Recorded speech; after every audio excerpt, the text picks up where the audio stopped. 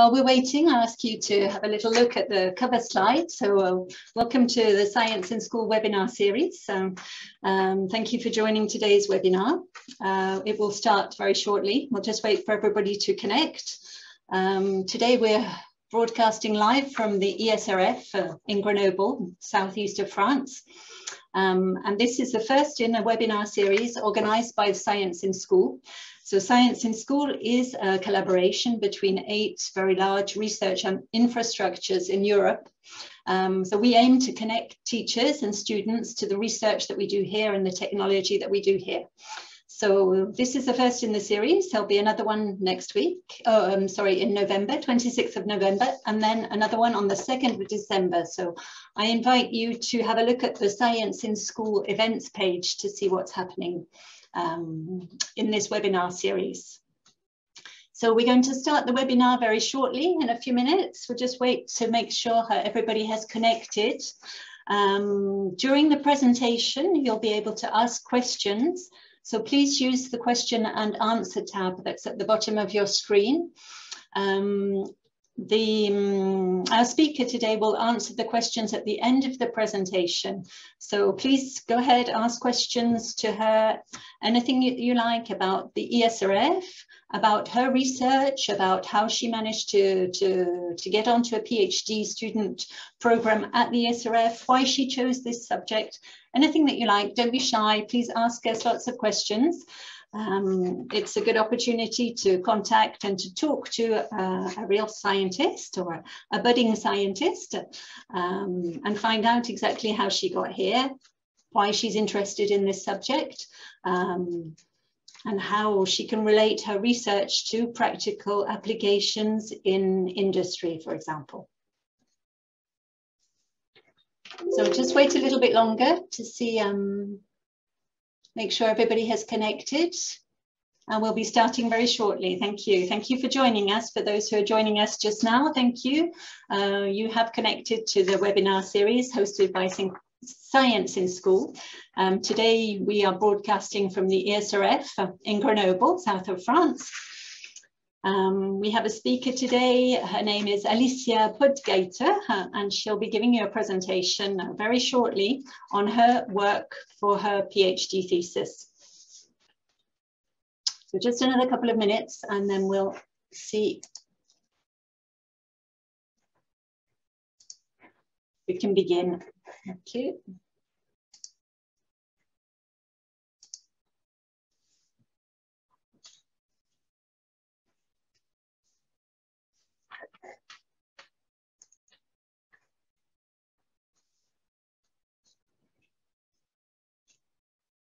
Okay, good morning, everybody. Thank you for joining us today. This is the first in the series of webinars hosted by Science in School. Today we are at the ESRF in Grenoble, France, the European Synchrotron, and we'll be starting very shortly. Just maybe another minute or two to make sure that everybody has connected. Thank you.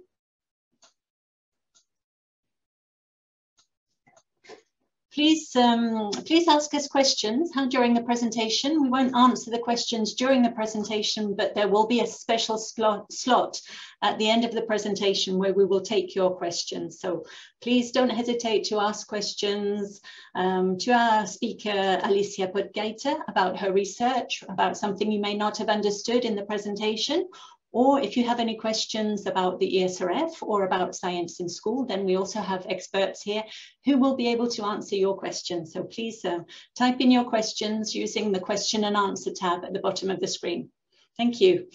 Right, well, it's 3 minutes past 12, so I think we should begin our webinar. So today you're going to meet Alicia Potgieter. Alicia is a PhD student from South Africa, and she's currently in her 2nd year of PhD studies at the ESRF, the European Synchrotron in Grenoble, France. So Alicia will present her work today on how to optimize cooling system designs for optical instruments at the ESRF.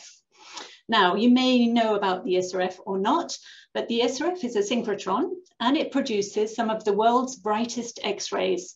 Now, these X-rays are 10 trillion times brighter than the X-rays that are used in hospitals. So you can imagine how much energy they must produce in terms of heat. So at the ESRF, we use these X-rays to study materials and living matter down to the atomic scale. To do this, we use a wide range of very precise scientific instruments to tailor the X-ray beam depending on the experiment. Now, the heat load from these X-rays, so 10 trillion times brighter than hospital X-rays, so the heat load that comes from these X-rays is absolutely huge. So one of the major challenges is to stop these instruments from overheating and to maintain them at a stable temperature. So today you're going to revise the notions of conduction, convection, and radiation to better understand how these concepts can be used in a practical environment in engineering.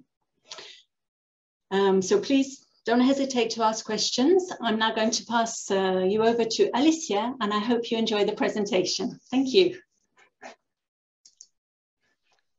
Good morning, everyone. Just gonna share my screen. Okay. Good morning, everyone. My name is Alicia Potgieter. I am currently a PhD student at the European Synchrotron radiation facility, which we call the ESRF.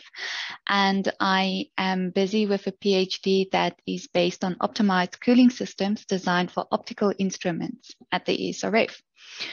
Today, I will give you a presentation, a little bit of overview of what the ESRF is, where my research project fits into the whole spectrum of the ESRF, and then what my project entails. The ESRF is situated in Grenoble in the southeast of France, and it is very unique in the world. It's a research facility where a particle accelerator is used to produce the brightest X-rays that is known. We use these intense X-rays to study living matter in the finest of details, all the way up to atomic scale. Over here, you can see that we have a storage ring, and we have charged electrons in this storage ring, which accelerate to the speed of light.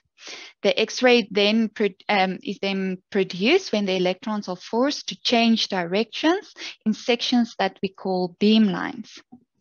So in these beamlines, we have very intense X-rays, which is emitted.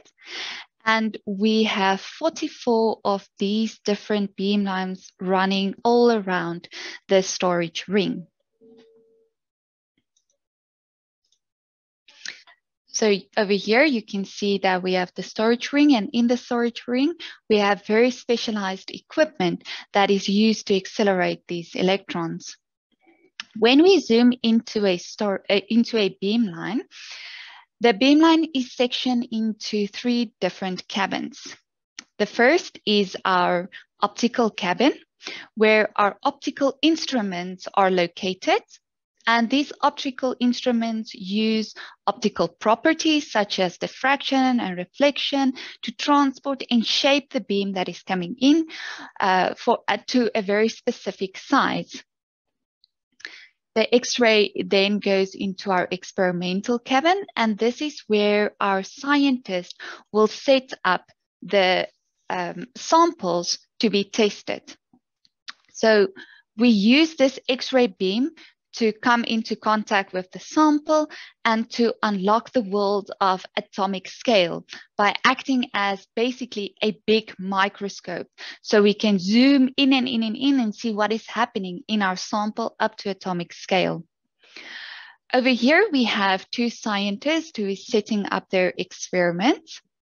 And these samples can range from a piece of protein to study the development of drugs and vaccines, for instance, up to fossils, such as on the right-hand side, which we can also use to see different properties. As Kirsten has mentioned for us, it is 10 trillion times brighter than the X-rays used in hospitals. Therefore, we cannot be in this experimental cabin when it is being used, so the scientists have to control everything from a control cabin.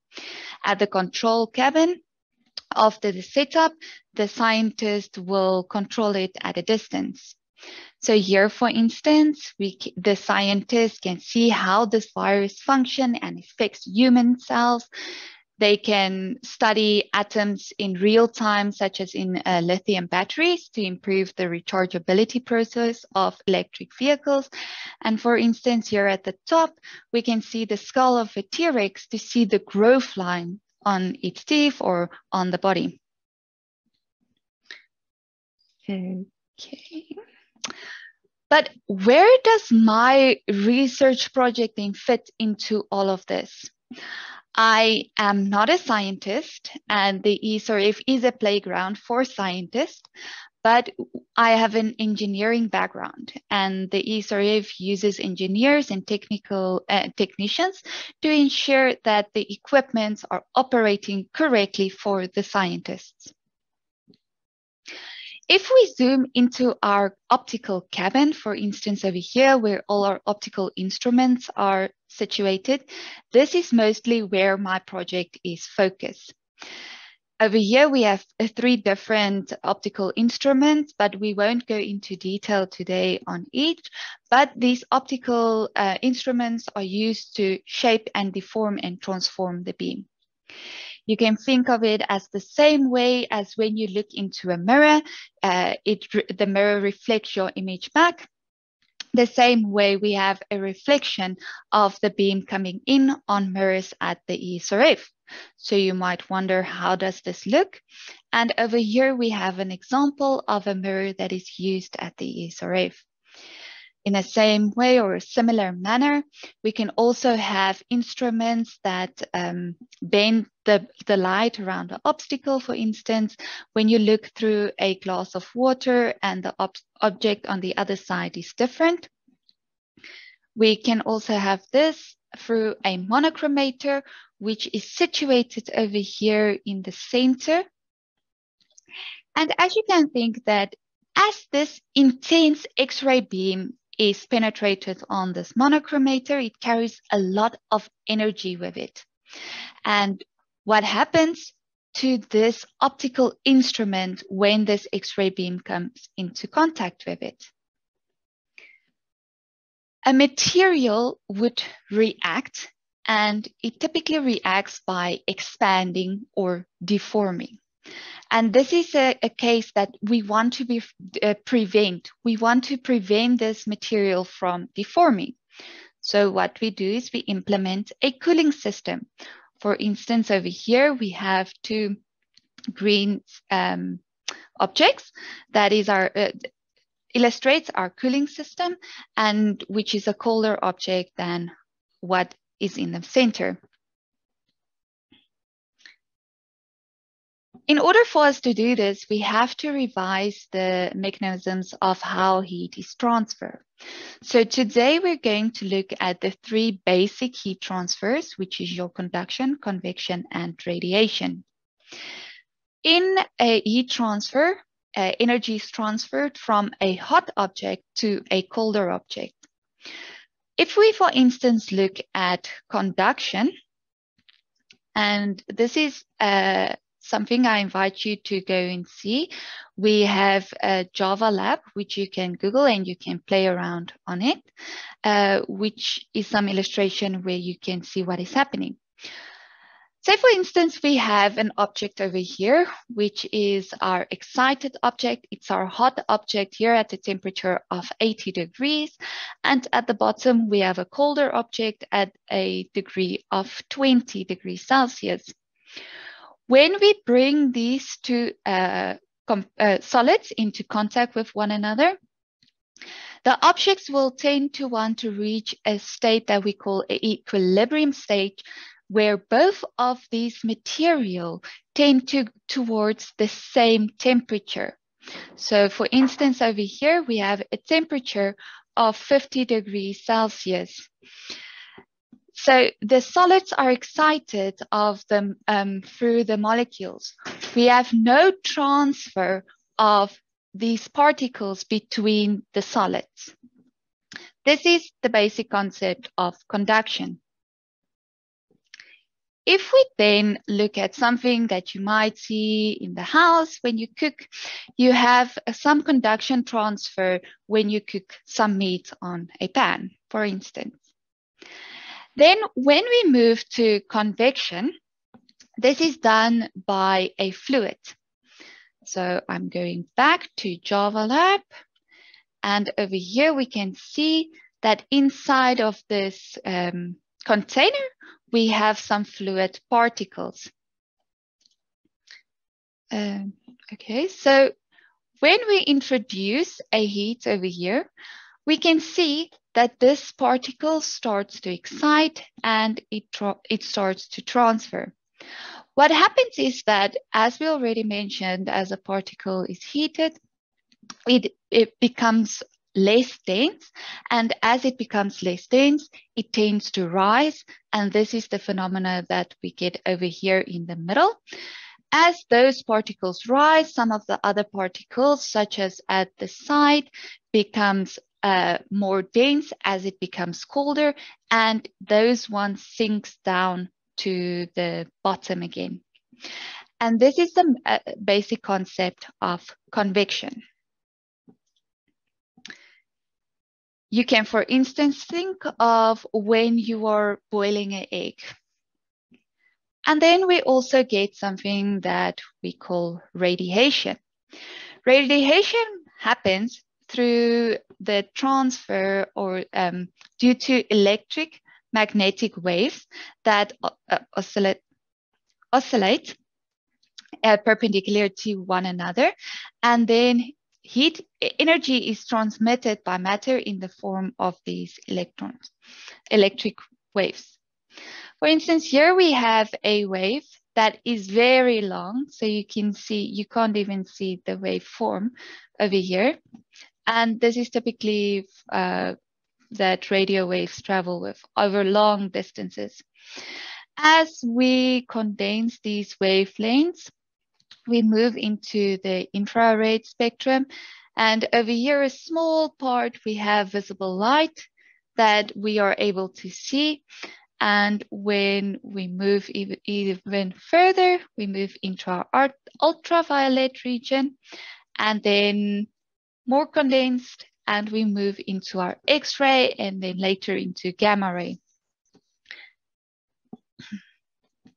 So over here, for instance, you can see that materials absorb these X-rays coming in. For instance, over here, when we see a green light, all of the other color spectrums are absorbed by the leaf, and the green light is reflected. And this reflection, this is the color that we see in real life. Also, for instance, black bodies, or when something is black, it absorbs all of the heat, and when it is white, it reflects all of the color spectrum. So where does my project fit, or what does my project entail? So a small recap. We said that we are interested in the operation of the optical cabin, where we have our optical instruments exposed to high heat loads, and accordingly, we cool these systems. But what are we then trying to solve? When we have a cooling systems, it is possible that we can also have some secondary effects from these cooling systems.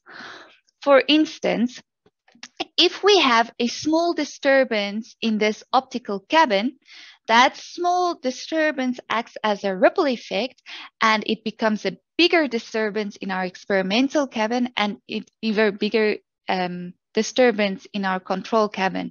And then the results that we see might not be any good. So the types of disturbances that we can, for instance, obtain is something called vibration. So for instance, here we have an optical instrument which has a cooling system designed to it. If we have certain things happening in our cooling system, then it will create a displacement of our optical instrument. Let's simplify this. So just to let you see how everything is working over here. We have, for instance, our optical instrument that is represented by this block. We have our radiation from the X-ray coming in. We have two solids that are connected, which means we have some conduction taking place over there.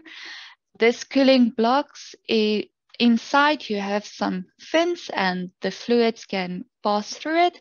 So over here we have a tube which carries liquid, for instance, water or liquid nitrogen. And in these tubes, we have some convection taking place. And with all of this background, we now zoom into what is actually happening inside of these tubes. And inside of these tubes, we can have different flow properties or flow phenomena. And two basic distinctions between flow can be through either laminar or through turbulent. For instance, over here, you can see, and you can visit this link to find this video, but you can see a streamline, which means that the particles of the fluid over here transfer in a relatively straight line, which we call streamlines, to the other side. There's not a lot of mixing or interaction with other streamlines. This is what we refer to as laminar flow, and this usually happens at a very low velocity, for instance, although there are various other factors that influence it as well. And over here, we have a turbulence case, which is much more chaotic. So when we increase our velocity, the state inside the pipes becomes unstable and we get different mixing of the fluid. And this mixing of the fluid means that our fluid undergoes changes in magnitude and direction, moving in various different ways. This turbulence or this chaotic behavior, which we also refer to as our secondary effects, for instance, create our vibrations on our pipe systems. In order for us to try and eliminate these areas, we need to locate the critical areas which causes turbulence or that advance these turbulence. So let me show you how this in practical, how the real application thereof looks. So here we have, for instance, our optical instrument inside, which is a monochromator. And you can see that it is surrounded by some tubes. We have a loop over there. We have a loop over here. And this is all part of our cooling system loops. But there are various different ways in which you can obtain it at the ESRF, for instance. Here we have a different type of scenario. In the center over here, we have an optical instrument, which is a mirror. And this mirror is surrounded by a lot of different tubes, as you can see. So can you think of potential locations which can increase our turbulence? Maybe if I point it out like this, you can see that our problem becomes quite more intense, as we can see that any change in our geometry, like a bend, like an expansion or contraction, connectors, all of these different areas induce some turbulence into our system, which is not ideal and which we want to control.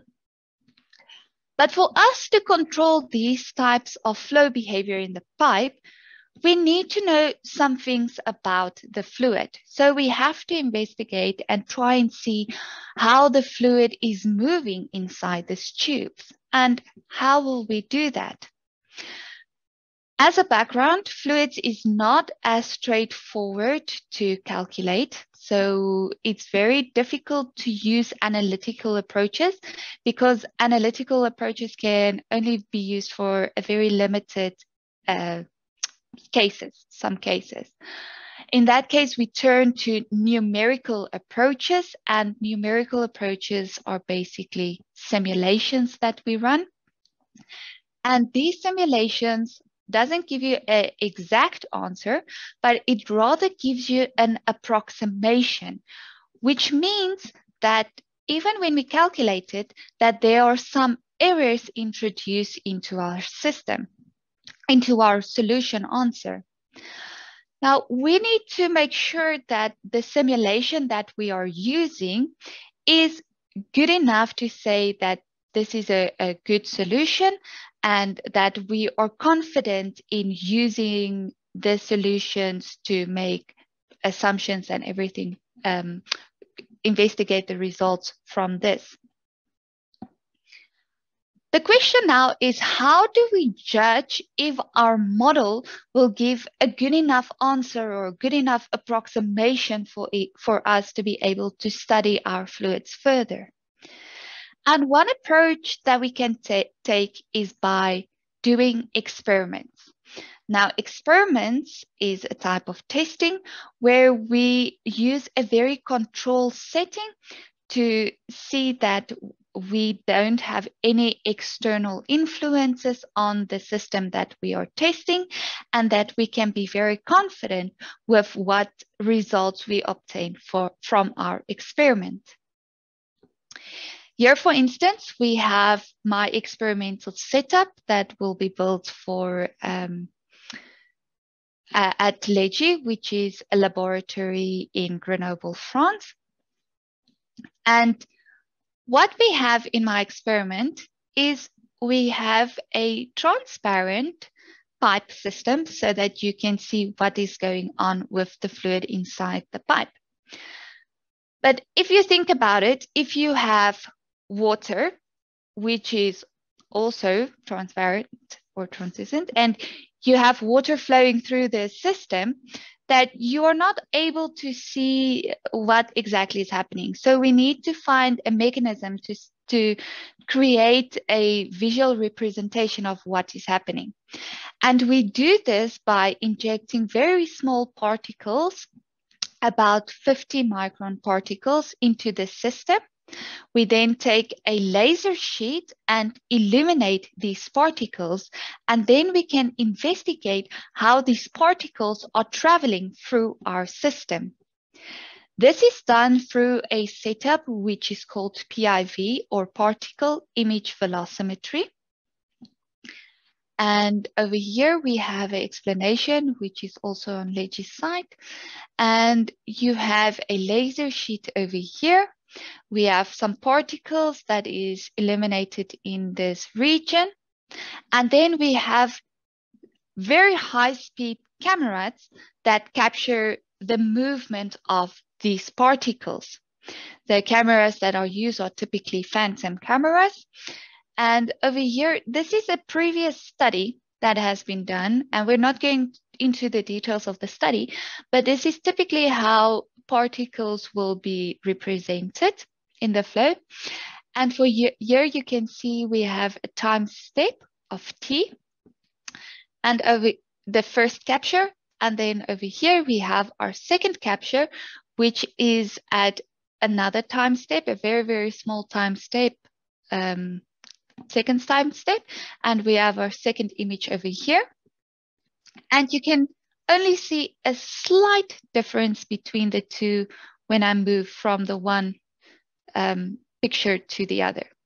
So for instance, if we want to see what this particle over here is going to do, oops, sorry, wrong way, it will move from there to that area over there, which gives us an idea of how these particles are displaced, and then how the fluid is displaced and behaving in our pipe system. So From here, we can then create different profiles, such as velocity profiles, pressure profiles, but mostly velocity profiles, and we can see the behavior of these systems. When we are confident in knowing how, with our results from this experiment, we then compare it to what we obtain in our simulations. When the simulations and our experiments are in good agreement, we can use these settings and the manner in which our model is set up for our simulations, and we can investigate new geometries and investigate different flow rates, different geometries, different manners in which we can then optimize our cooling system. And in a nutshell, this is basically what my whole PhD is about. So if you would like to know anything more about the ESRF, about my project, you are more than welcome to connect through any of our social media links, or we will also have a question and answer session now, where I will answer some of the questions that you might have. Thank you, Alicia. Thank you for that presentation. Well, there aren't many questions in the question and answer tab, so it must have been very clear for everybody. I hope that was the case. You can still ask some questions to Alicia now if you like. I did have another question that came in through email. So Yannick is asking, would it be possible to use any other kinds of fluids to improve the cooling, and more precisely some more viscous fluids, in order to prevent the chaotic flows? So at the moment, we are using water and liquid nitrogen to in the cooling systems. But for us to investigate the fluids, we use the most basic fluid, or the one that we can control the most, which is our water, because water you can have in a very controlled environment. And as soon as we understand the concept of that, we can also investigate other fluids as well. But at the ESRF, they use water and liquid nitrogen.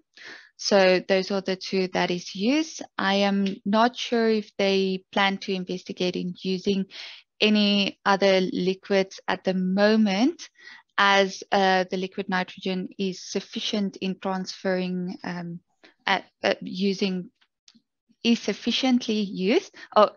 is sufficient in using for the heat transfer, but I'm not sure about any other of the fluids.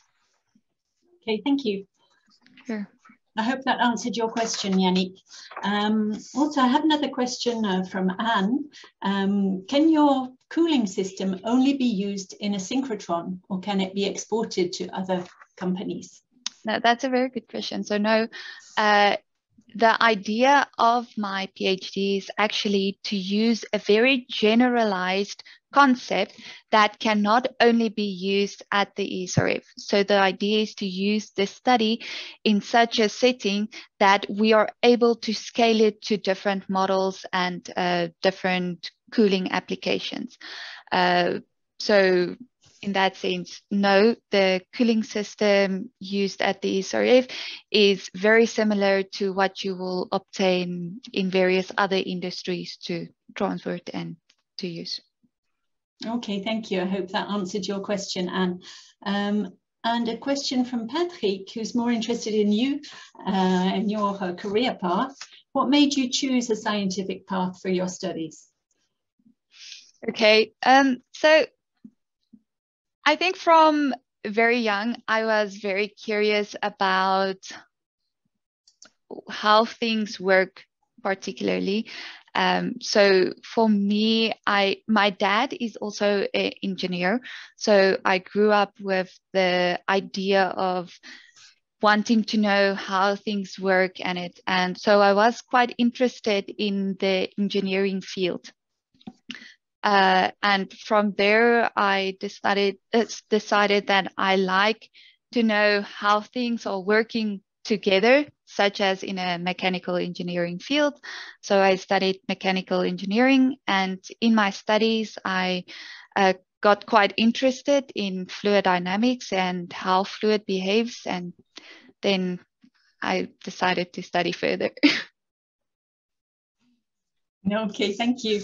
Well, I see we don't have any other questions coming in at the moment. So please, participants, if you would like to ask your questions, now is your last chance to ask Alicia anything you want, or to ask me or my colleagues about the ESRF if you want to know anything more about the ESRF, or also our colleagues over at Science in School if you have any questions about the upcoming webinars or about the Science in School program. In any case, I invite you to visit the Science in School website, which is full of lots of resources for the classroom from our 8 different institutes. So I see there's still no more questions coming in at the moment. So I think we are going to round up now, if that's okay with you all.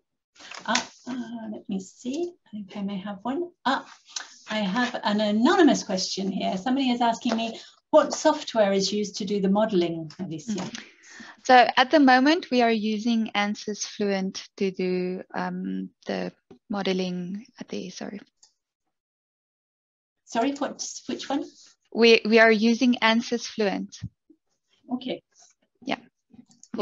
Is that a common software that's used for engineering? Yes. Fluid engineering, yes. Yes, yeah, you get various different ones, Star CCM+, you get OpenFOAM, which is open source that you can basically download yourself and you can use, but it's as a bit of a learning curve to understand everything. And then the one that you can also buy and you need a license for, you can use ANSYS Fluent. It is well recognized and known. Okay, thank you. I hope that answered your question, whoever asked the question. Okay, well, I have no more questions for you, Alicia. Have you finished? Was there anything else you'd like to say today? No. Students or to the teachers? No, just sometimes it can seem, if you go or if you think about going into a scientific or an engineering field, and it seems like it's maybe overwhelming, that you're not the only one who feels like it. So even if you think you don't know enough to go and study it further, and it's when you go and you study it that you understand it and that you get more information. So don't be afraid of the path you want to follow. If you're really interested and want to know more about how things are working and how the universe is created, how components connect and work together, then it's really a fulfilling path to take if you're thinking about it. Thank you, Alicia. I'm sure those words of encouragement will help our students to continue in the field of science for their studies. So I certainly hope so. Anyway, I think we're going to round up now as we have no more questions. So I'd like to thank you all the participants, Alicia, our speaker today, and all you, all our participants for joining us in this webinar. And I hope we'll see you again at a future webinar. Thank you very much. Thank you, Kirsten. Thank you.